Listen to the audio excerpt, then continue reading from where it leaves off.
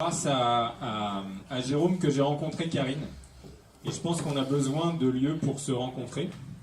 Et je pense qu'il faut remercier les gens qui nous donnent des occasions et des lieux pour nous rencontrer, surtout en ce moment. Donc, pour commencer cette présentation, une petite devinette pour commencer. Imaginez si nous mettions tous les pièces et les billets en euros du monde dans cette pièce. Savez-vous quel pourcentage de la masse monétaire totale en euros représenterait ce gigantesque tas de pièces et de billets? Comme c'est une devinette, va falloir un peu se lancer, quoi. Combien? 1%, 5 et 10%, 50%. Si vous mettiez tous les pièces et les billets en euros du monde dans cette pièce, combien ça représenterait sur la masse monétaire totale en euros de tous les euros qui sont en circulation dans le monde? Rien qu'en euros. Rien qu'en euros. 0,5. Je vois qu'on est déjà pas mal informé ici, c'est grosso modo 5%. Alors ça varie effectivement, mais c'est grosso modo 5%. Donc ça veut dire que l'euro est une monnaie numérique à 95%, grosso modo.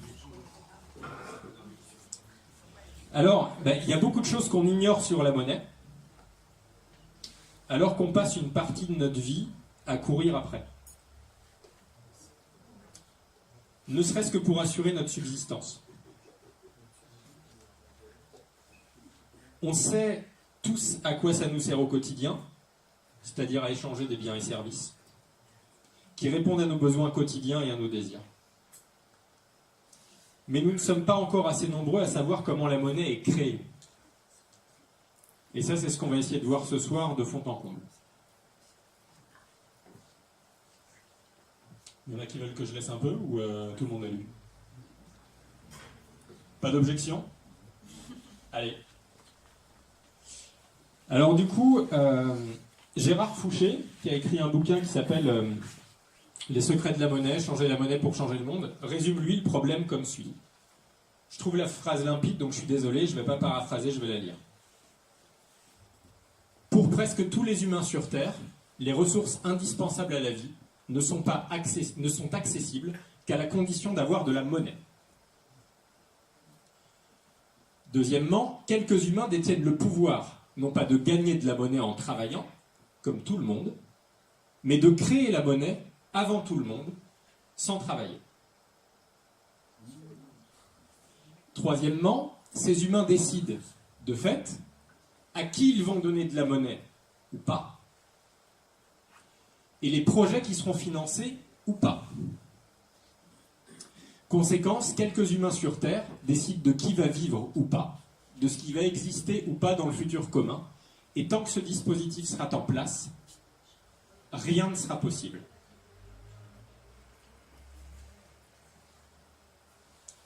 Mais qui sont ces humains qui détiennent le pouvoir de création monétaire? Pour le savoir, passons un coup de fil à un ami.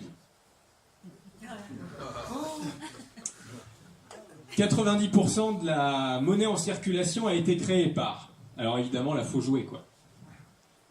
Réponse A. Alors vous imaginez la petite musique, hein, bien sûr. Réponse A, l'État. Réponse B, la BCE. Réponse C, les banques commerciales, les banques privées. Je vois pas de main, donc il n'y a personne qui... Réponse D, Obi-Wan Kenobi.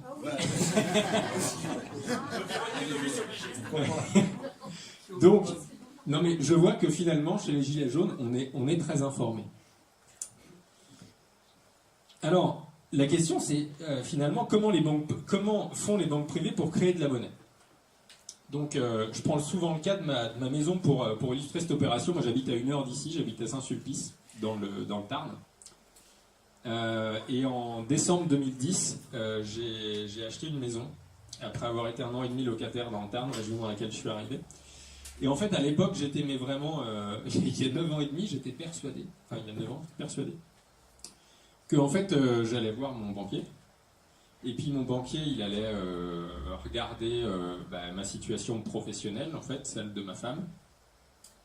Et puis si j'étais en CDI, si j'étais en CDD, alors ça il l'a fait, hein. Il n'y a pas de problème. Et puis après, il allait regarder si j'étais solvable pour lui rembourser l'argent qu'il allait me prêter, enfin la monnaie qu'il allait me prêter. Et pour savoir si j'allais bien lui rembourser les intérêts, puisqu'il prenait un risque en fait dans ma tête c'est pour ça qu'il va prêter de la monnaie, parce qu'il se dit il va me rembourser le mec.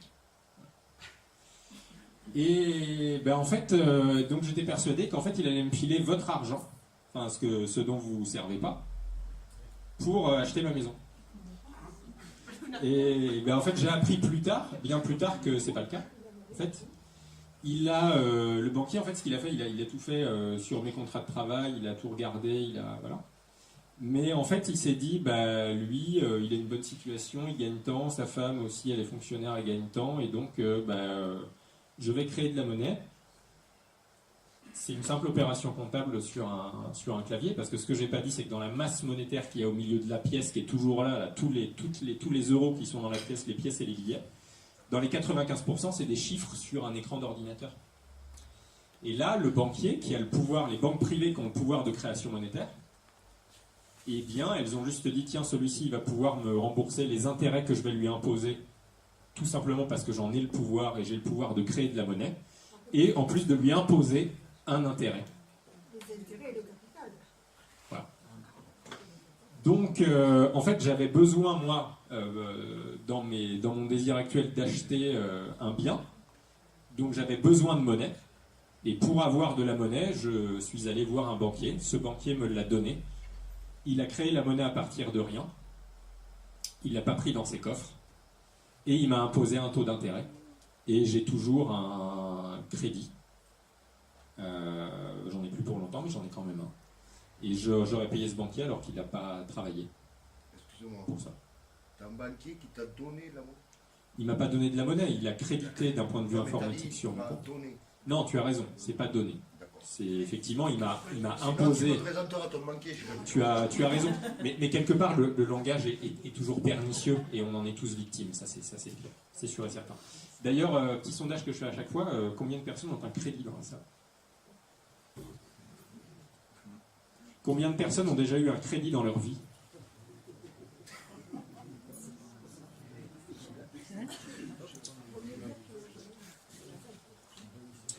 Alors, grosso modo, conclusion, pour avoir accès à une certaine quantité de monnaie, il faut donc faire un crédit, qu'il faut rembourser avec les intérêts d'emprunt. Conclusion, la monnaie que nous utilisons tous les jours, l'euro, c'est de la dette. C'est pourquoi on l'appelle parfois la monnaie dette ou la monnaie crédit. Allez, encore une devinette. Savez-vous à combien s'élève la dette publique française en pourcentage du PIB?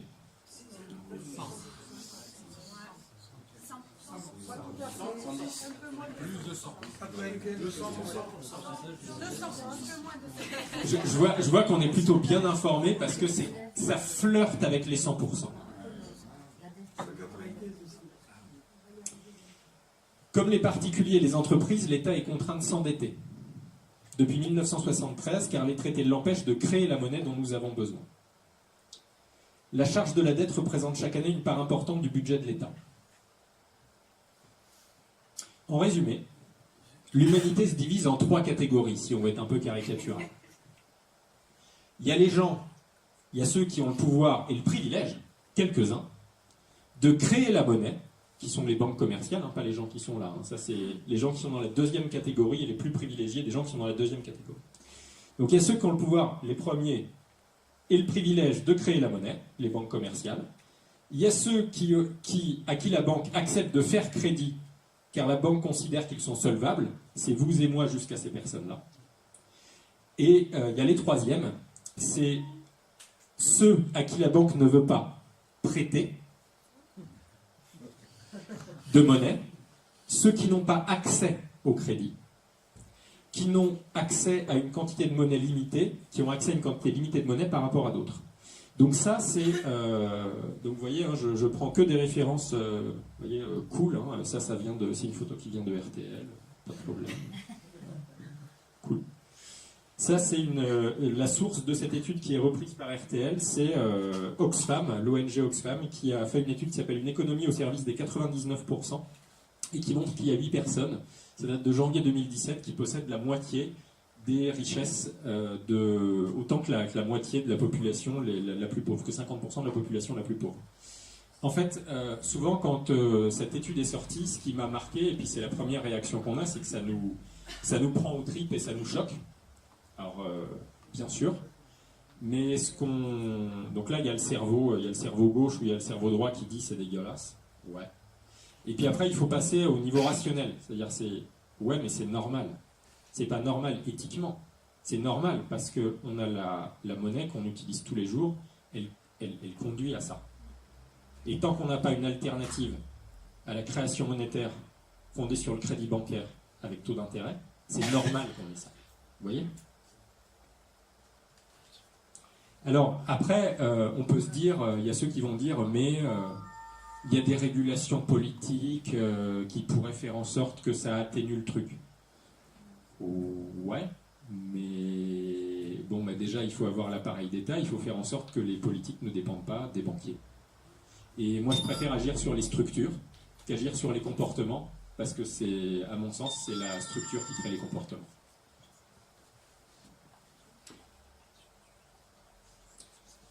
Alors, je parle aussi je m'adresse à toutes les personnes qui sont... moi, je suis venu à la June aussi par la question de l'environnement, la chute de la biodiversité, le fait qu'on a un mode productiviste qui fait qu'on est en train de pourrir l'état de la biodiversité qui est à la base de notre alimentation et de notre santé. Et donc, je suis sensible aux gens qui se disent... contre le capitalisme parce que ça conduit à ça. Mais les gens qui sont contre le capitalisme, ce que je les entends jamais dire, c'est que le nerf de la guerre pour nous anticapitalistes, c'est de trouver une alternative à la monnaie qu'on utilise tous les jours, à la manière dont elle est créée, parce qu'elle conduit à ça et au saccage de la biodiversité et à l'inégalité croissante qu'il y a entre les gens.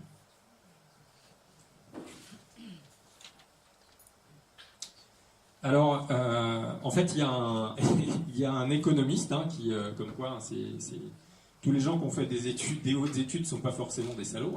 Il y a Steve Keen, c'est un économiste du MIT. C'est un des rares à avoir prédit la crise financière en 2008. Et il a eu un bouquin qui s'appelle L'imposture économique, qui a été un best-seller après coup. Et en fait, pour résumer, et face caméra, il y a assez peu de temps, il y a 1 an, il a dit que donc il remet ses lauriers en jeu, ce que je trouve assez couillu. C'est-à-dire il aurait pu rester comme ça, auréolé de sa dernière prédiction de la crise financière. Il a remis ses lauriers en jeu il y a 1 an face caméra. Il a dit avec un prof de la Sorbonne qui s'appelle Danny Lang. Il a dit la prochaine crise financière d'une ampleur au moins aussi importante que celle de 2008, elle aura lieu entre mai 19 et mai 21. Parce qu'évidemment, la structure de la monnaie qu'on utilise tous les jours, elle implique des crises cycliques. Pour résumer, dans le système actuel, il y a d'un côté ceux qui créent la monnaie et de l'autre ceux qui payent des intérêts. C'est-à-dire ceux qui font un crédit, qui s'endettent pour avoir accès à cette monnaie. Sans oublier ceux qui sont exclus du crédit, car la banque estime qu'ils n'ont pas les moyens de payer les intérêts pour avoir accès à cette monnaie, qui leur permettrait d'acheter une voiture ou un logement. En 2018, donc comme je le disais, il y a eu cette prédiction ils ont fait ça dans une étude, Steve Keen et Danny Lang. Ils ont publié une étude qui s'appelait « Les morts vivants de la dette et le méga crash à venir ». C'est là-dedans qu'ils ont fait face caméra cette prédiction pour la prochaine crise financière, donc qui va commencer du mois prochain jusqu'à dans 2 ans. Dans cette étude, ils insistent sur l'importance de la dette privée et de la réglementation bancaire faible dans la persistance de ce risque. Donc on voit que la manière, dans leur étude et leur conclusion, la manière qu'on a de créer la monnaie aujourd'hui est un des facteurs qui a amené la crise de 2008 et qui amènera probablement la prochaine. Étude dans laquelle ils prédisent qu'une crise financière d'ampleur inégalée, donc au moins équivalente à celle de 2008, arrivera très prochainement. Alors que faire ? Est-ce qu'on reste les bras croisés en attendant que l'État reprenne la prérogative de battre monnaie, ou est-ce qu'on risque sa peau dans l'histoire de reprendre l'appareil d'État ? ni l'un ni l'autre, j'ai envie de dire. Ne comptant que sur nous-mêmes, et les uns sur les autres, nous avons choisi, nous les junistes, de créer notre monnaie. Une monnaie qui n'est pas fondée sur le crédit, ni sur la dette.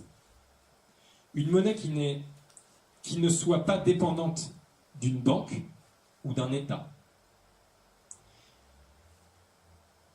en qui nous n'avons pas confiance. Cette monnaie s'appelle la June et ça s'écrit G1. Voilà pourquoi je suis là devant vous ce soir. Alors vous voyez aujourd'hui, en France, il est possible d'acheter des biens et services sans dépenser 1 euro.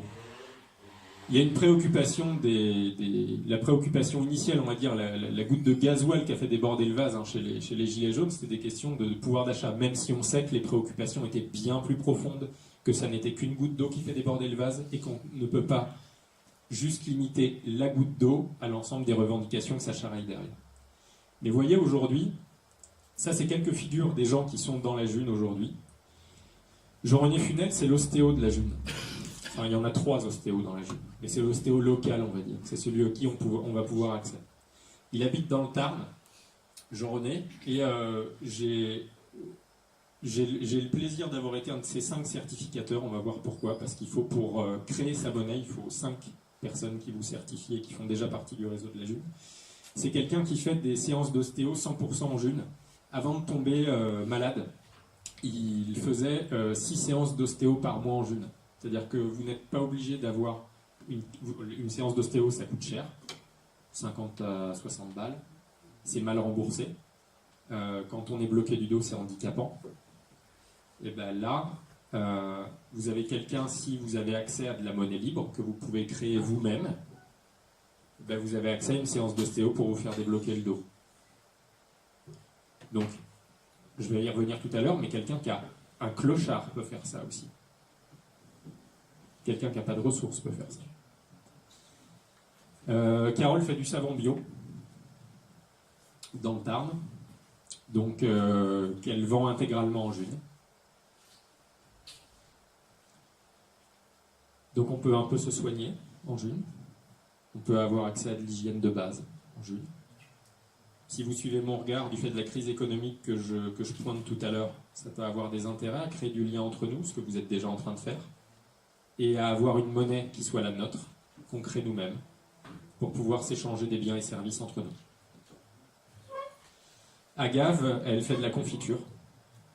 Et Nadia, qui est dans cette salle aussi, a organisé un salon du bien-être qui va se faire bientôt, dont elle va pouvoir parler en fin de conf.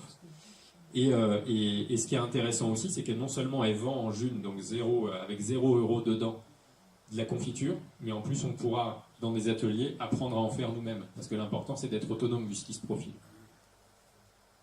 D'être autonome et assez interdépendant. Karine, elle fait des locations de vacances en June, en Bretagne. Donc on sait qu'il y a la moitié des Français qui ne partent pas en vacances. Ben, vous pouvez partir en vacances sans débourser 1 € dans la June. Parce qu'il y a des gens qui font des locations 100% en June. Alice a fait des vêtements qu'elle confectionne elle-même 100% en June.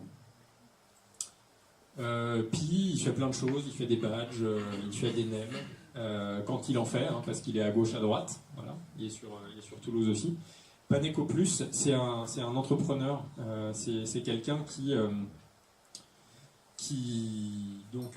fait le lien, qui est le lien entre des producteurs ariégeois et qui est sur au minimum, je crois que c'est 2 fois par semaine, et qui fait quelques paniers 100% June, des paniers en prix mixte euro June. Et on peut voir sur son site internet effectivement qu'on peut commander ses produits en euros et en June. Donc il est possible de manger Agave, puis Paneco Plus, des produits de qualité. Alors c'est du bio, mais c'est juste qu'il n'a pas le label parce qu'il veut pas les agriculteurs ne veulent pas le payer. Mais ça c'est possible. C'est-à-dire il est possible de manger sans débourser 1 € et sans faire la manche. Baptiste, il fait des cours. Il fait des cours de maths. Donc on sait très bien les familles qui sont défavorisées, elles n'ont pas la possibilité de payer à leurs gamins en difficulté des cours de soutien scolaire.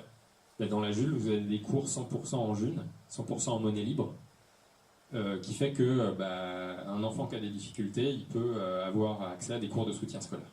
Voilà. Et moi, dans la vie professionnelle, je suis responsable recrutement et gestion de carrière. Et pour les gens en recherche d'emploi, je donne 100% en June des conseils sur des relectures CV, lettres de motivation et simulation d'entretien si vous êtes en recherche d'emploi. Voilà. Alors, on va aller un peu naviguer parce que quand même l'important c'est un peu la pratique. Parce que Cesium, c'est le logiciel de la monnaie libre, c'est un des logiciels de la monnaie libre. Vous avez tous une banque en ligne, hein. Voilà, Crédit Agricole, Société Générale, bref. En monnaie libre, ça s'appelle Cesium. Et le principe, c'est que votre banquier, c'est vous. Alors, ça se présente un peu comme ça, et ce que je trouve très bien dans Cesium, c'est que tout de suite, contrairement à la monnaie qu'on utilise tous les jours, les règles du jeu, elles sont claires et elles sont affichées. Là, vous avez le nombre de membres, le nombre d'individus qui créent leur monnaie tous les jours. On est 1845, maintenant, à 7 heures.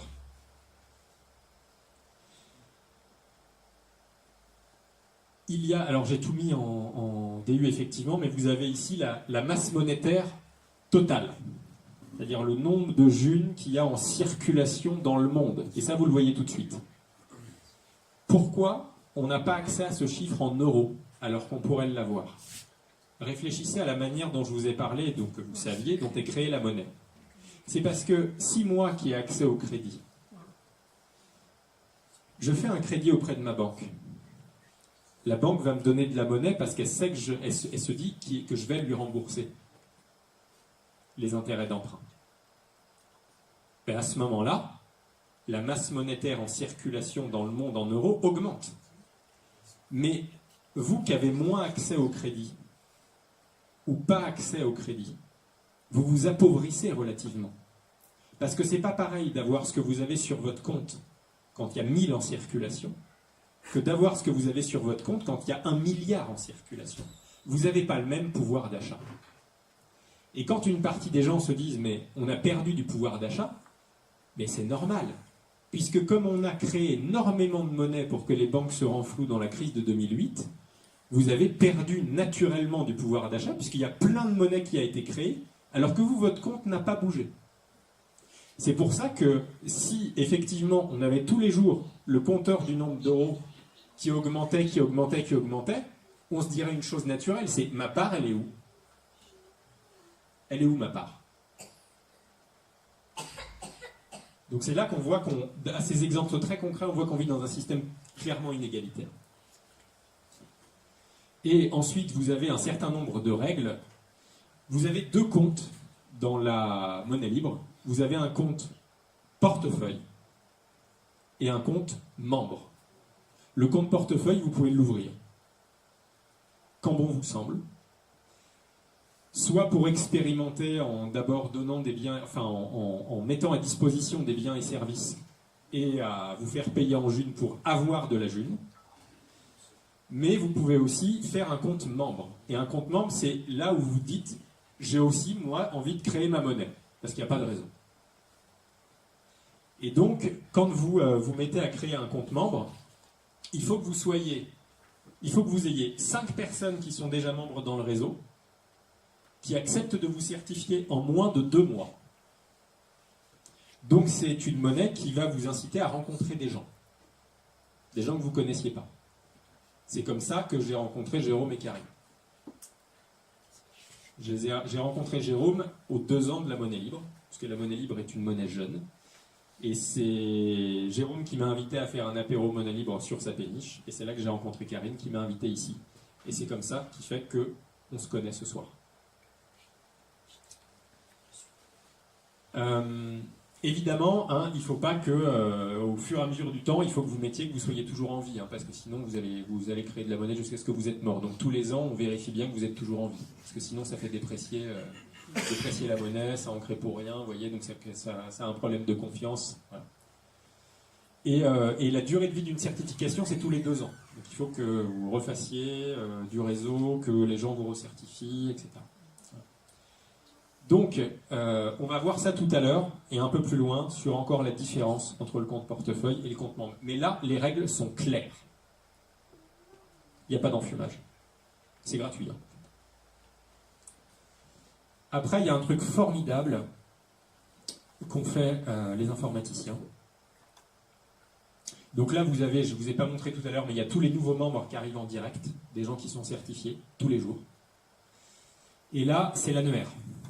Donc ça, c'est une carte de tous les gens qui sont en bleu, des gens certifiés, donc qui créent leur monnaie. Et donc, quand vous changez de ville, vous pouvez, dans ce logiciel-là, aller les solliciter, leur dire, voilà, je fais un apéro monnaie libre, il va y avoir des nouveaux, donc s'il y a des nouveaux, il y en a peut-être qui vont vouloir ouvrir des comptes et créer leur monnaie, donc venez les certifier pour qu'il y ait un maximum de certifiés dans cette soirée pour faire des rencontres. Bien au-delà du fait qu'on va créer de la monnaie. Voilà. Là, vous avez dans mes opérations, ça c'est mon compte en banque, hein, et tout le monde voit ce qui se passe chez tout le monde. Donc le dividende universel, c'est moi qui crée ma monnaie effectivement tous les jours. Donc tous les jours, l'algorithme de Cesium regarde et se dit, je suis certifié par 5 personnes, donc arrive sur mon compte un dividende universel qui est aujourd'hui à 10,07 junes, tous les jours. Et ensuite, on peut voir, si on baisse, hein, je vais vous épargner ça, mais les transactions que j'ai faites, ce que j'ai vendu et ce que j'ai acheté. Et là, je peux faire un virement à qui j'ai envie, qui fait partie du logiciel. Je ne suis pas certifié. Alors, je ne vais pas en faire ce soir, hein, je vous rassure. Alors ça, c'était Cesium. Pour arriver sur des choses très rapides, parce que c'est pas le plus intéressant, mais ça donne un petit peu d'historique. La monnaie libre, c'est une crypto-monnaie, donc c'est une monnaie électronique, hein, numérique. Hein. L'euro, je vous l'ai dit au départ, hein, c'est une monnaie numérique à 95%. La June, c'est une monnaie, on va dire, allez, je vais passer les détails, parce que sinon on va se noyer à 100%. Elle est née le 8 mars 2017, journée internationale du droit des femmes, quelque part, il n'y a pas de hasard, ça ne m'étonne pas, puisque c'est une monnaie yin. C'est une monnaie qui soigne, c'est une monnaie qui respecte le vivant, c'est une monnaie qui respecte les êtres et l'égalité entre les êtres. Moi, souvent, ce que je dis, c'est que Richard Stallman, l'inventeur de la monnaie libre, qui est l'inventeur, du logiciel libre, qui est une des références de Stéphane Laborde, a dit le logiciel libre, c'est liberté, égalité, fraternité. Ben, pour moi, la June, c'est exactement pareil. C'est liberté, égalité, fraternité et résilience. Parce qu'en cas de choc, ça nous permet d'avoir une alternative. Et ça nous permet d'arrêter d'être prisonniers d'un système qui est celui qu'on connaît et qu'on vient de décrire depuis le début de cette présentation. Et on n'a pas d'alternative à ça aujourd'hui. Ça, c'est la première alternative de l'histoire, où on a la possibilité de créer de la monnaie qui vient du peuple, de la monnaie qui vient des citoyens. Et on va le voir tout à l'heure, c'est de la monnaie qu'on crée à parts égales dans le temps et dans l'espace. Alors, entre guillemets, le père de la monnaie libre, c'est Stéphane Laborde. Ça vient d'une thèse mathématique. Alors, nul n'entre ici s'il n'est géomètre. Hein, il a fait une thèse mathématique qui s'appelle la théorie relative de la monnaie, qui date de 2010 et qui essaie de trouver une formule mathématique qui corresponde au fait que chacun crée la même quantité de monnaie dans le temps et dans l'espace. Et il a réussi ça, et à l'ère technologique de la blockchain, qui est grosso modo un grand livre de comptes décentralisé, ouvert, sécurisé, eh bien on a la possibilité de faire rentrer la théorie de Stéphane Laborde dans le réel. La première utilisation de la blockchain, ça a été celle du Bitcoin, et sauf que le Bitcoin est une monnaie qui n'a pas les mêmes paramètres que la June. Et c'est ce qui me fait dire qu'il n'y a pas plus politique que les paramètres d'une monnaie. Parce qu'elle va structurer une société. Elle va structurer des relations entre les gens. Elle va structurer une relation des États entre eux. Les relations entre un État et les citoyens. Et les relations qu'ont les individus entre eux. Alors, la blockchain, je passe là-dessus, mais le concept, vous avez tous entendu parler du revenu de base, du revenu universel. Eh bien, la monnaie libre, la June, c'est faire rentrer dans le réel, sans passer par un État ou une banque, le fait qu'aujourd'hui, il est possible d'avoir un revenu de base et un revenu universel quotidien sans demander l'autorisation à personne. Et comme on est farouchement indépendant dans la June, on n'appelle pas ça un revenu de base ou un revenu universel. Vous voyez, il y a des lendemains qui chantent en plus. On n'appelle pas ça un revenu de base ou un revenu universel parce qu'un revenu, on le reçoit de quelqu'un. Donc on appelle ça un dividende universel parce qu'on le doit à personne. C'est nous qui créons notre monnaie, sans demander l'autorisation à personne. Alors les échanges en monnaie libre, ça se passe où et comment? Ben, ça se passe dans des apéros monnaie libre. Ça se passe une fois qu'on se connaît de la main à la main. Et puis, il y a aussi un truc formidable, c'est le bon coin de la monnaie libre. Ça s'appelle J'échange. Alors je vous passe, il y a d'autres sites, il y a des sites qui s'appellent J'annonce aussi. Et dans le bon coin de la monnaie libre, ça fonctionne comme le bon coin. Vous avez des annonces, vous avez un compte. Et la grosse communauté de la monnaie libre, vous l'avez vu tout à l'heure dans l'annuaire, c'est Toulouse. Toulouse est la place forte mondiale de la monnaie libre. Donc du coup, je vais par exemple chercher des cours. On parlait tout à l'heure des cours. Donc je mets Toulouse, je mets sur offre, je mets à 50 km de Toulouse qu'est-ce qu'il y a, parce que ça correspond un peu à la situation de carbone, 50 bornes. Et là, je mets cours. Et là, on va voir ce qu'on trouve. Ben, on trouve des cours de saxophone. Pourquoi tu mets pas carbone directement J'aurais pu faire ça et mettre 50 km, mais je suis paramétré Toulouse parce qu'il se trouve que j'habite à... Tu peux essayer avec carbone. Ouais, je peux laisser... Oui, parce que si je laisse avec carbone, sachant que c'est à moins de 50 km, je pense que je trouverais... Mais il y a de quoi. Il y a de quoi. Par exemple. Bon, ben, et du coup... Non, mais on peut le faire. Oh ben, on peut le faire. Carbone, Carbone. Les choses.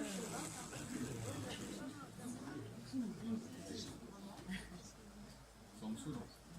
C'est la ligne d'en dessous. Ah, pardon, excuse-moi.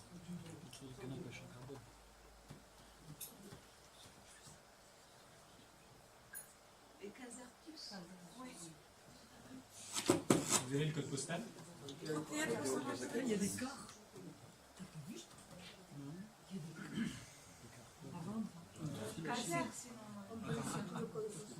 Caser. Ouais, Fukuyama, ça va être chaud. Mais Caser, Caser, en même temps Caser. Tu l'as? Je l'ai sur carbone.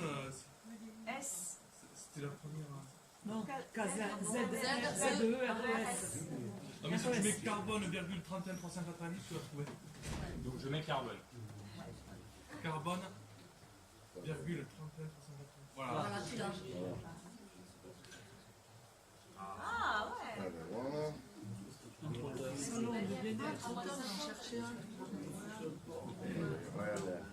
Bon, là, ça fonctionne comme le bon coin, vous avez compris. Sauf que quand vous recherchez, par exemple, je sais pas, je dis n'importe quoi, un truc un peu plus précis qu'un lieu géographique, quand vous recherchez des cours, par exemple, vous voyez donc à moins de 50 km de carbone, vous avez des cours de salsa, des cours de guitare, des cours de yoga, des cours de maths, des cours d'anglais, des cours d'italien, des cours d'allemand. Voilà. Vous avez effectivement accès à la culture, et ça pour 0 €. Vous pouvez payer ça avec de la monnaie que vous créez vous-même. Donc voilà, j'échange en un mot, j'échange.fr, c'est le bon coin de la monnaie libre, et ça vous coûte rien. Comme le bon coin en fait.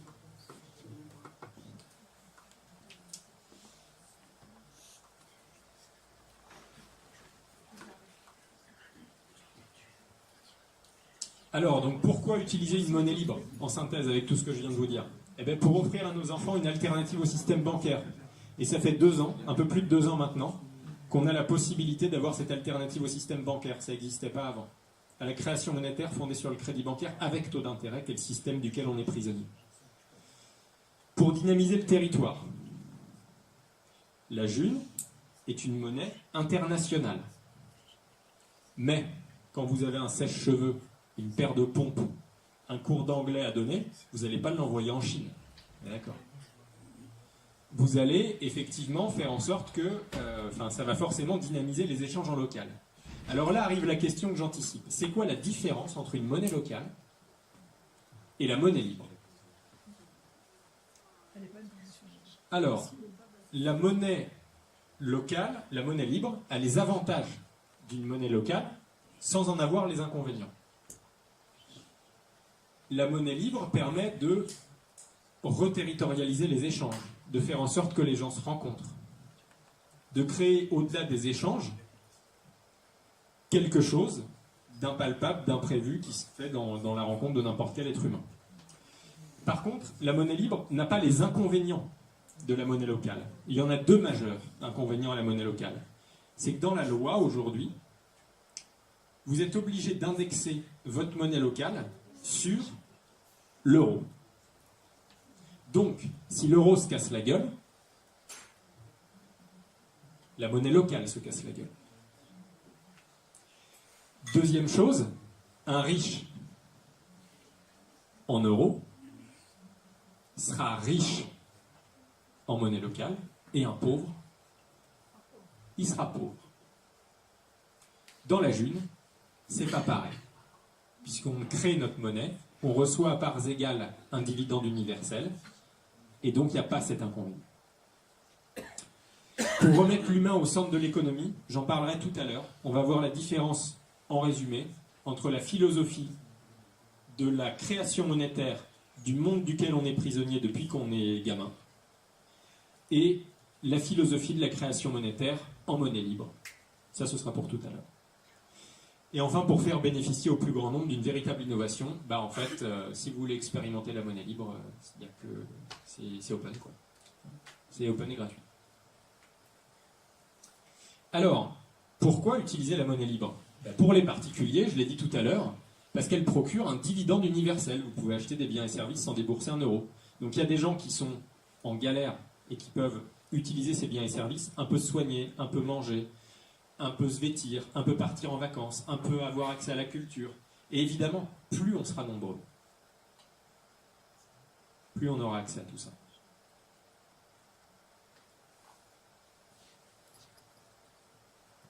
Pour les associations. Pourquoi pour les associations? Vous savez, j'ai laissé un sujet en suspens tout à l'heure. Il y a les comptes portefeuille et il y a les comptes membres. Les comptes membres, c'est le compte où je dois être certifié par 5 personnes quand je l'ouvre en moins de 2 mois pour créer ma monnaie.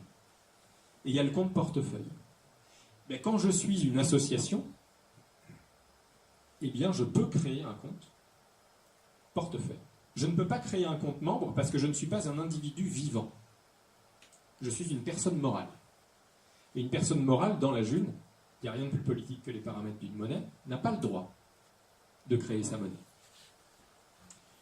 Mais par contre, si je crée un compte portefeuille, je peux recevoir des dons en tant qu'association. Et rien m'empêche de recevoir des dons en euros avec les cotisations que j'ai d'habitude. Mais en plus, je peux recevoir des dons en June. Et vous vous rappelez, c'est la structure qui crée les comportements, à mon sens. Et donc, on est toujours beaucoup plus généreux quand on reçoit, quand on crée sa monnaie, et qu'on en a à disposition, plutôt que quand on doit aller bosser, et quand on a des crédits sur le dos. Donc, l'association, elle va pouvoir économiser du budget de fonctionnement, elle va pouvoir aller sur Géchange, elle va pouvoir acheter des choses, en soit diminuant les cotisations, soit en allant dans le sens de sa raison d'être. Et je pense principalement à des associations du type qui aident les gens en précarité. Je pense au Secours populaire, je pense à la Croix-Rouge. S'ils avaient connaissance de ça, pourquoi n'ouvriraient-ils pas un compte portefeuille en monnaie libre? Parce qu'ils pourraient dire aux gens dont ils s'occupent en précarité, ils pourraient dire aux SDF qui sont sur Toulouse et sur les trottoirs de n'importe quelle ville dans le monde, ils pourraient dire, mais allez dans des apéros monnaie libre. Ils pourraient dire, allez rencontrer effectivement là où ça se passe pour que vous soyez certifiés et pour que vous puissiez un peu manger, un peu vous loger, un peu avoir accès à la culture, un peu vous nourrir, un peu vous soigner, etc.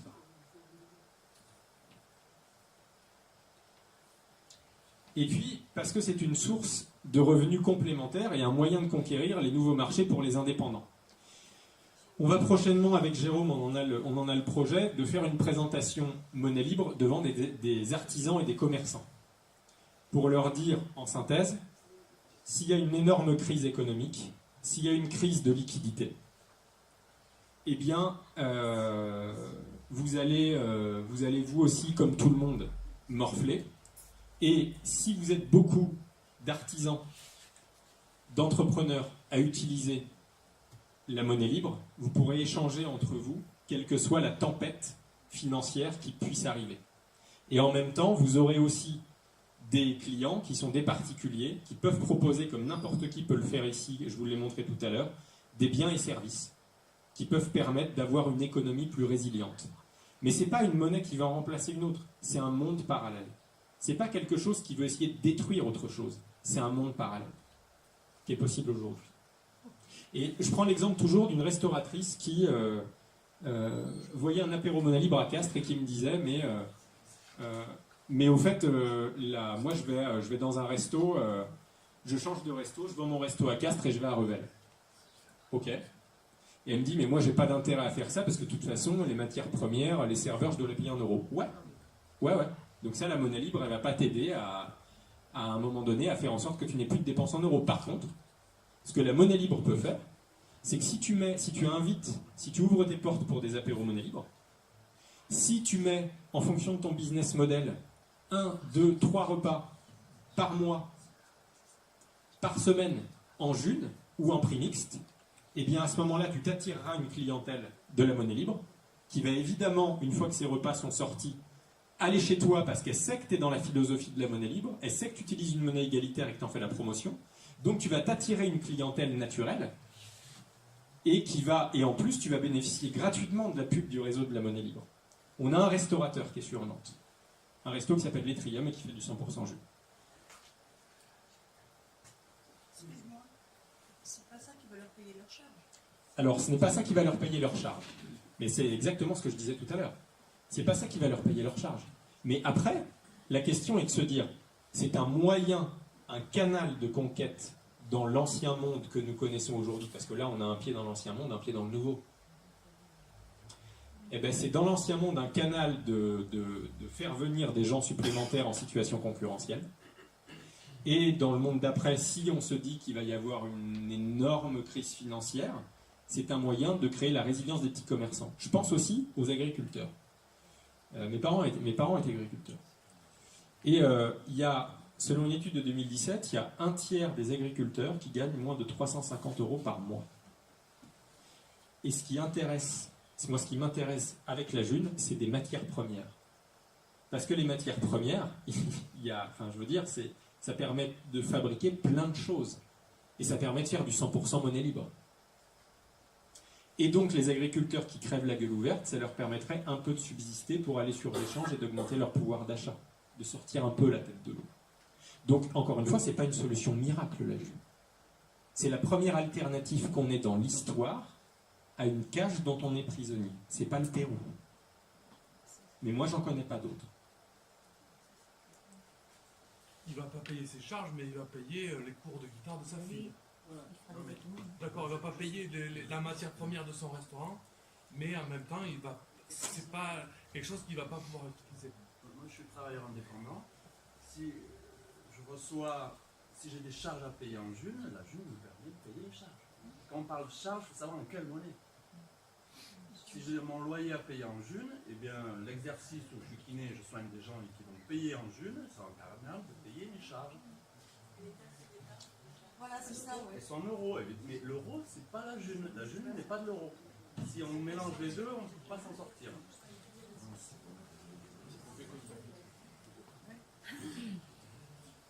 Moi j'ai une question. Tu parlais des SDF. Ils ont accès comment à la June? C'est une question qu'on a très souvent. Comment les SDF ont accès à la June? Un SDF, comme une personne âgée aujourd'hui, elle n'a pas de PC. Mais si je suis une association, que j'ai connaissance de ça, qu'est-ce que je vais faire? J'ai un local, j'ai un PC. Et je vais faire en sorte que les SDF, ils puissent aller sur le PC, que je mets à disposition d'usage, pour qu'ils se fassent certifier en créant des comptes et en allant rencontrer des gens au niveau de la monnaie libre. Et qu'ils fassent leurs transactions après là-dessus.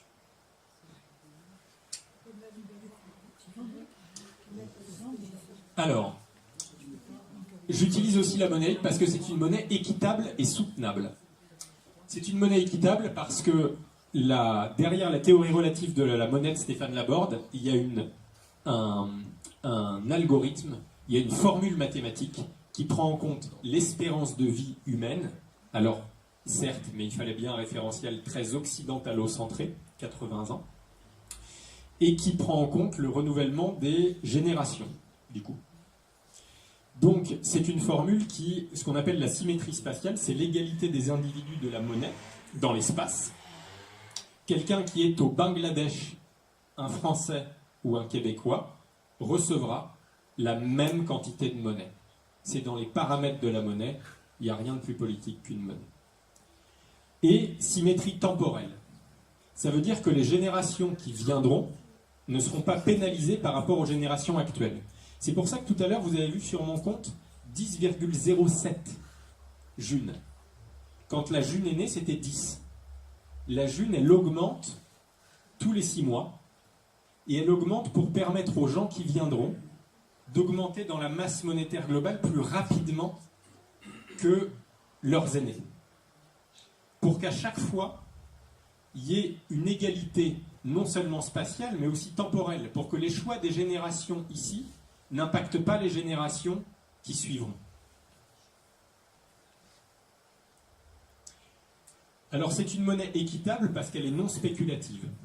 On fonctionne par dans le Bitcoin. La différence avec le Bitcoin, ça utilise la même technologie, qui est la technologie blockchain. On peut comparer, si on utilise une métaphore, le Bitcoin, les utilisateurs sont en compétition. C'est une course de haie. Chacun calcule à bloc, il faut avoir une puissance de calcul très développée, et le premier qui arrivera à calculer le bloc de transactions et de contribuer au calcul de la blockchain, qui est la série de transactions, eh bien à ce moment-là remportera un peu de Bitcoin. Mais comme le Bitcoin, ça vaut très cher, chacun est en compétition là-dessus. Et tout le monde dépense de l'énergie. C'est-à-dire que là, il y a des gens qui n'auront ni médaille d'or, ni médaille de bronze, ni médaille d'argent, et qui dépenseront de l'énergie. Mais cette énergie-là, il faut savoir que le Bitcoin, on le verra tout à l'heure aussi, ça consomme énormément d'énergie, et au point que ça en est lié au niveau énergétique d'un État. Il y a deux choses qui font la matière même de la spéculation. Une demande forte et une quantité limitée. Dans les paramètres initiaux du Bitcoin, le Bitcoin va s'arrêter en termes de production à 21 millions de Bitcoin. Ça va arriver en 2020-2021. Et donc du coup, comme c'était effectivement tout nouveau et que c'était un placement financier, qui dit plafond, qui dit nouveauté, dit spéculation. Donc ça devient un produit spéculatif. Et quelque part, quand je vous disais il n'y a rien de plus politique que les paramètres d'une monnaie, mettre un plafond, c'est amener de la spéculation. Et donc, c'est changer les rapports que les États qui ont essayé de l'interdire ont avec des citoyens, les rapports que les États ont entre eux, les rapports que les États ont entre les citoyens et les rapports que les citoyens ont entre eux. Avec, dans le système de la June, il y a encore effectivement une preuve de travail. On est en train effectivement de bosser là-dessus, mais il n'y a pas de, à proprement parler, je passe très vite là-dessus, je ne rentre pas dans les détails, il n'y a pas de rémunération. Vous mettez le calcul de votre PC, vous mettez un nœud, ce qui s'appelle un nœud pour faire tourner la blockchain, mais vous n'êtes pas rémunéré pour cela. C'est votre rapport à la communauté. Vous faites ça gratuitement, comme vous avez fait aujourd'hui ce soir, une auberge espagnole pour ceux qui ont fait un plat. Vous ne m'avez pas demandé à être payé pour cela. Il faut juste avoir 5 certifications pour participer au calcul. Alors ça, c'est une des slides que je préfère. C'est une monnaie équitable. Je vous ai parlé tout à l'heure, pour moi, il y a une vraie différence de philosophie fondamentale entre les deux monnaies. Entre la monnaie crédit, la monnaie dette, et la June. Dans la monnaie crédit, la monnaie dette, qu'on connaît depuis qu'on est gamin, eh bien, on est sur un système de création monétaire fondé sur le crédit bancaire avec taux d'intérêt. Ce sont les agents bancaires qui ont le pouvoir de création monétaire. Et donc, on pourrait résumer la philosophie comme ça.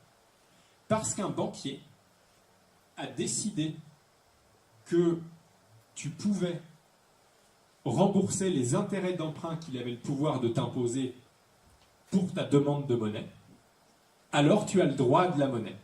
Parce qu'il considère que tu vas lui rembourser les intérêts qu'il t'impose. Alors qu'il n'a pas travaillé pour ça. Et bien dans la June, la philosophie est différente. Dans la June, c'est parce que tu es un individu vivant qui a été certifié par 5 personnes en moins de 2 mois, alors tu as le droit de la monnaie. C'est pas pareil. Pourquoi 5 personnes en moins de 2 mois? Parce que sinon, n'importe qui pourrait ouvrir 36 comptes et recevoir 36 dividendes universels tous les jours.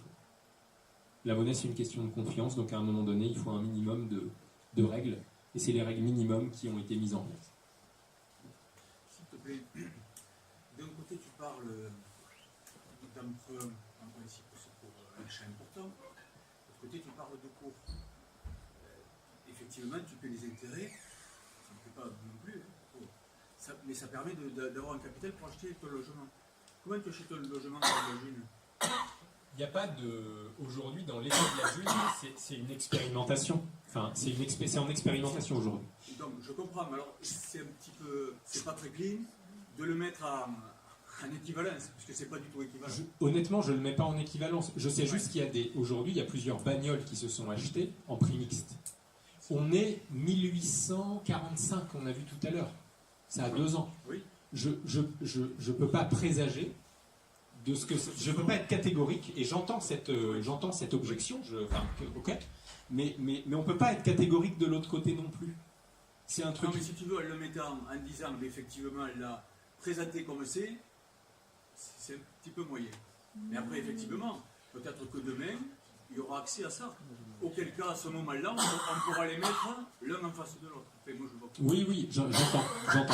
Mais On peut déjà mettre l'un en face de l'autre, non? Oui, d'accord. Aujourd'hui, pour acheter une maison moyenne, on parle en maison moyenne, combien d'années il faut de création monétaire? 20-30 ans. Un crédit de 20-30 ans, ok? Quel est vous savez qu'un crédit de 20-30 ans, en fait, on paye 2 fois. Oui. Ok. Donc en fait, en monnaie libre, combien de temps il faudra pour accumuler l'équivalent de faire d'une maison moyenne? Oui. Combien d'années du coup? Je sais pas, 10-15 ans. Or, ça fait combien de temps que la monnaie libre existe? 2 ans. Donc on verra dans la pratique, les maisons moyennes vendues en June et achetées en June dans 6-8 ans. Et je peux vous faire le pari. Oui, mais c'est pas l'actualité. non. Mais Ça serait très bien. ce que je trouve très intéressant, c'est que là, on a des positions à la fois antagonistes, mais qui, j'ai envie de dire, l'avenir nous le dira. Il n'y en a pas une qui est vraie ou qui est fausse aujourd'hui, et on peut pas le prédire. Mais d'où le fait que l'objection était d'importance. Alors, ensuite, parce que c'est une monnaie soutenable. Ça, c'est ma deuxième slide, la préférée dans la présentation. C'est que on est sur une monnaie qui est plus respectueuse du vivant et qui a affranchi l'économie d'un impératif de croissance. Parce que quand on est sur une création... Alors, ce que je n'entends pas d'un point de vue chez les écologistes, c'est le fait que j'entends beaucoup, il faut réduire ses déchets, il faut être zéro déchet, il faut... qu'on fasse plein de petits actes individuels, et c'est nos petits actes individuels qui feront le fait que... Alors je trouve ça super bien, moi, les petits actes individuels, parce que ça permet de s'aligner avec soi-même, d'être plus en accord avec soi-même, et c'est super cool. Mais en fait, il faut juste se dire que tant qu'on sera dans une création monétaire fondée sur le crédit bancaire avec taux d'intérêt, ce qu'on connaît depuis qu'on est né, en fait, ça impliquera un impératif de croissance. Parce que qui dit intérêt dit impératif de croissance. Ça, c'est l'impensé des écolos. Qui dit impératif de croissance dit consommation d'énergie, parce que l'augmentation impérative du PIB qui est liée au taux d'intérêt, ça implique de produire des biens et services. Et pour produire des biens et services, il faut de l'énergie. Et cette énergie, qu'implique l'extraction de matériaux, qu'implique aller chercher des énergies fossiles, ça a des impacts sur la biodiversité. Ça a des impacts sur le vivant. Et le vivant qui est à la base de notre alimentation et de notre santé. Je ne vous fais pas les chiffres catastrophiques qui ont été ceux, effectivement, de l'état de la faune et de la flore, et qui est essentiel à notre économie, à la manière dont a été chiffré l'apport spontané des abeilles, par exemple, dans notre alimentation. Et donc ça implique tout ça une destruction de la biosphère. Donc là, avant, la slide précédente, c'était la slide « Waouh, c'est trop cool ». Là, c'est la slide « Ok, donc si on n'a pas d'alternative au système qu'on connaît depuis qu'on est né, de toute façon, on va vers un effondrement ». Et la monnaie libre aujourd'hui est la seule alternative connue à la création monétaire fondée sur le crédit bancaire avec taux d'intérêt. Et autant les associations ne connaissent pas assez la monnaie libre, autant les écolos ne connaissent pas assez la monnaie libre. Alors c'est une monnaie soutenable. Je vous parlais tout à l'heure de la preuve de travail avec laquelle fonctionne la blockchain, parce que et puis la toile de confiance. Donc je ne rentre pas dans les détails, mais grosso modo, pour calculer effectivement l'ensemble des transactions, d'avoir le livre de compte ouvert de la blockchain, eh bien, le Bitcoin, c'est, le plus récemment que je suis remonté, la consommation énergétique du Maroc. Et ça sert qu'à quelques personnes dans le monde. Donc en fait, la première alternative, si on est rigoureux, à la création monétaire fondée sur le crédit bancaire avec taux d'intérêt, c'est le Bitcoin qui l'a amené. Sauf qu'elle reproduit une oligarchie, c'est-à-dire très peu de personnes qui possèdent beaucoup de ressources, sauf que c'est très peu de personnes et en dehors d'une banque ou d'un État. La June, ça part de la base, ça pousse des citoyens, ça pousse du peuple. C'est en ça que je dis que la June est à la fois la monnaie du peuple et la monnaie de ce que les écolos pourraient appeler la décroissance. Ce que j'ai envie de dire aux écolos, c'est que les écolos voulaient la décroissance. Ok, à ce moment-là, militez pour la June, parce que c'est la seule alternative possible à la croissance. Donc, voilà. Et donc là, vous avez un petit calcul. Si ceux qui veulent aller plus loin, vous pouvez le prendre en photo. C'était il y a 1 an et demi. C'est le papa de la blockchain en monnaie libre qui s'appelle Duniter, qui a fait un petit calcul du coût énergétique de la June, et qui, pour 1400 transactions, et honnêtement, on n'en est pas encore, pour 1400 transactions, c'est 30 ampoules allumées en permanence. Et il faut toujours, toute activité qu'on a consomme de l'énergie, il faut voir le ratio bénéfice social et coût que ça impose à la collectivité. Et c'est en ça qu'on a vraiment, à mon sens, la perception de ce que peut être quelque chose de bénéfique pour les individus et pour le collectif. Alors, j'utilise aussi la monnaie libre pour créer du lien social et pour devenir plus résilient. Comme je vous le disais tout à l'heure, la monnaie libre, c'est une monnaie qui crée du lien social. Vous êtes obligé, si vous voulez créer votre monnaie, de rencontrer des gens. Si demain vous voulez créer votre monnaie, vous allez être obligé d'aller dans un apéro monnaie libre, si vous le voulez. Et donc, ça va vous faire des rencontres. Moi, c'est ça qui m'a fait rencontrer Jérôme, qui m'a fait rencontrer Karine et qui fait que je suis là devant vous. Et vous allez les rencontrer soit sur J'échange, comme vous rencontrez des gens sur Le Bon Coin, sauf que là, évidemment, vous n'êtes pas là seulement pour un échange de biens et de services, il y a une communauté de valeurs qui fait que vous choisissez cette monnaie. C'est votre libre arbitre que de la choisir, c'est possible aujourd'hui. Vous pouvez la choisir pour des questions d'égalité, de liberté, de fraternité et de résilience. Et alors, il y a le prochain... J'ai organisé un GPCine chez moi aussi, une manière de joindre l'utile à l'agréable aussi. Donc, il y a des G-marchés dans les apéros monnaie libre, où les gens certifiés ou pas certifiés peuvent proposer des biens et services à la vente. Et donc le prochain apéro GPCine aura lieu le 1er juin à Toulouse. Et vous pouvez retrouver plus d'infos aussi pour continuer à créer des liens sur monnaie-libre-occitanie.org, Axiom Team, et même si j'aime pas trop, sur le Facebook de Monnaie Libre Occitanie.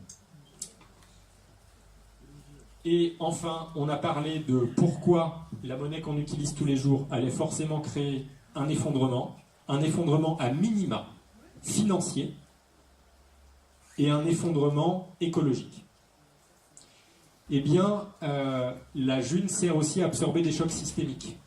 C'est-à-dire que quand on aura une grosse crise qui va venir devant nous, quand l'euro ne vaudra plus grand-chose, si les prédictions à nouveau de Steve King sont bonnes, eh bien on aura intérêt d'avoir une alternative si on veut échanger entre nous. Et la June est cette alternative, ce n'est pas les monnaies locales qui vont nous sortir le cul des ronces. Après, comme je le disais, elle nous permettra de créer des liens en local. Et la création de ces liens en local, eh ben, ça nous permettra effectivement de pouvoir déjà échanger entre nous et avec peut-être cette monnaie. Et puis j'ai souvent aussi, de par des gens qui sont vraiment des durs de l'effondrement, qui me disent mais de toute façon les connexions Internet à moyen terme, elles n'existeront plus, parce que tout va vraiment s'effondrer. Ben, moi j'ai envie de dire, allons explorer cette hypothèse. Même si demain Internet n'existe plus, donc Cesium n'existera plus, bon alors déjà, tu auras le problème que ton compte en banque, ça fait longtemps qu'il n'existera plus, hein, parce que de toute façon tu te seras fait tout pomper avant que Internet n'existe plus, mais en plus, la June, elle t'aura permis en local de créer un réseau de relations et de les développer, et de savoir qui fait quoi, qui sait faire quoi, et déjà à minima, de pacifier les relations que tu as en local dans la pénurie. En ayant une forme de bienveillance, c'est beaucoup plus difficile de tordre le bras ou d'avoir de l'agressivité vis-à-vis de quelqu'un avec qui on a développé des relations, à qui on a serré la main. Et la June permet de développer ces relations en local. Alors, plus efficace qu'une manif, la monnaie libre. Rappelez-vous ce que disait, parlez-en autour de vous en manif et ailleurs. Rappelez-vous ce que disait Gérard Fouché. Une manif, c'est super cool. Ça vous permet de créer des liens entre vous. Ça vous permet de créer des relations entre vous. Mais rappelez-vous ce que disait Gérard Fouché. Tant qu'on aura ce dispositif de la création monétaire fondée sur le crédit bancaire avec taux d'intérêt, la monnaie telle qu'elle est créée tous les jours, tant que ça, ce sera en place, eh bien rien ne sera possible. Et, comme disait Kenny Arcana, le meilleur moyen de lutter contre le système, c'est de construire sans lui. Merci de votre attention. Et du coup, je finis là-dessus. La monnaie libre étant une monnaie qui crée du lien. Là, vous avez... je me déplace pour des présentations monnaie libre. S'il y a des gens qui sont intéressés pour être certifiés aussi, on peut en parler après coup. L'objectif, c'est de créer du lien entre nous. Voici mes coordonnées mail et téléphone. Merci beaucoup.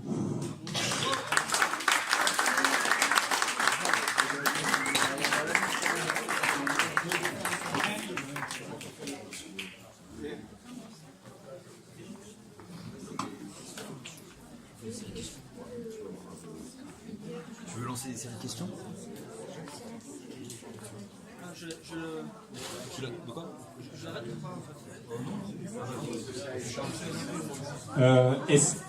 Jérôme me dit très justement, est-ce qu'il y en a qui ont des questions? J'avais pas pensé à ça. Oui. Est-ce que c'est légal? Alors, est-ce que c'est légal? En droit français, tout ce qui n'est pas interdit est permis. Tenez, madame. La monnaie. Tenez, reposez votre question. Non, non, je demandais si c'était légal, parce que la monnaie, je crois que c'est réglementé de façon précise. Ben, en fait, en droit français, tout ce qui n'est pas interdit est permis. Donc, le bitcoin, par exemple, c'est de la monnaie. Les États, à un moment donné, ont essayé de l'interdire. Et cette monnaie est toujours là, parce qu'elle est sur un principe complètement décentralisé. Ce sont les individus qui la créent, et c'est impossible de faire tomber le système au global.